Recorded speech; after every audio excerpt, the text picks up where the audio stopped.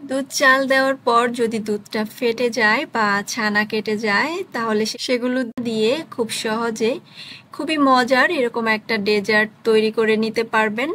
বিশেষ করে গরমে ঠান্ডা ঠান্ডা এরকম একটা ডেজার্ট খেলে তো শরীর মন একদম জুড়িয়ে যাবে।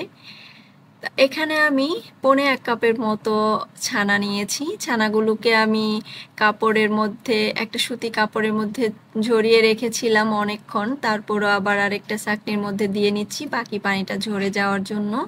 এদিকে একটা পাত্রে আমি 1/2 লিটার লিকুইড দুধ নিয়েছি। দুধটাকে জাল দিয়ে ঘন করে নিতে হবে।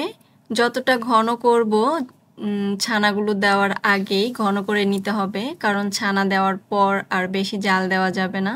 আমি 2টা এলাচ দিয়ে দিলাম, চাইলে এর সাথে দারুচিনি তেজপাতাও দিয়ে নিতে পারেন। দুধটা জাল দিয়ে ঘন করে নিয়েছি। এখন আমি এতে দিয়ে দিচ্ছি খেজুর গুড় 1/4 কাপের মতো। মিষ্টিটা যে যার পছন্দ অনুযায়ী কম বেশি করে নিতে পারেন। এখানে গুড়ের বদলে চিনিও দিতে পারেন, তবে গুড় দিলে টেস্টটা একটু ভিন্ন রকম হয়।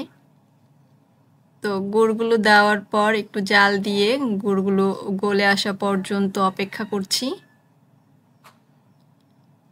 এরপর এখানে দিয়ে দিব ছানা আগে থেকে যে ঝরিয়ে রেখেছিলাম। ছানাগুলো হাত দিয়ে ঝুরঝুরা করার কোনো দরকার নেই, মথারও কোনো দরকার নেই, এগুলো তো এমনি ঝুরঝুরে। এগুলো জাস্ট শুধু দুধের মধ্যে দিয়ে দিচ্ছি। ছানা দেওয়ার পর আর বেশিক্ষণ জাল দেওয়া যাবে না, তাহলে ছানাগুলো শক্ত হয়ে যাবে। এখন দিয়ে দিচ্ছি কিছু বাদাম আর কিশমিশ। এগুলো যার যার পছন্দ অনুযায়ী বা হাতের কাছে যেটা পাবেন সেটাই দিতে পারেন। বাদাম কিশমিশ দিলে পায়েসটা আরও বেশি মজার হবে। এখন শুধু একটা বলক তুলে নিয়েই আমি চুলাটা অফ করে দিব।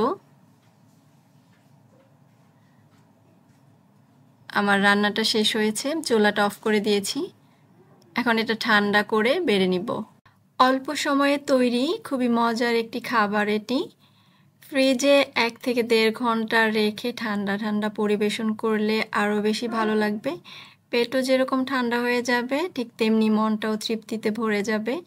এছাড়া এই খাবারটি পুষ্টিকরও, ছোট থেকে বড় সবাই পছন্দ করবে। আবারও চলে আসবো এরকম মজার কোনো রেসিপি নিয়ে। ততক্ষণ পর্যন্ত সবাইকে দেখার আমন্ত্রণ জানিয়ে বিদায় নিচ্ছি। আল্লাহ হাফেজ।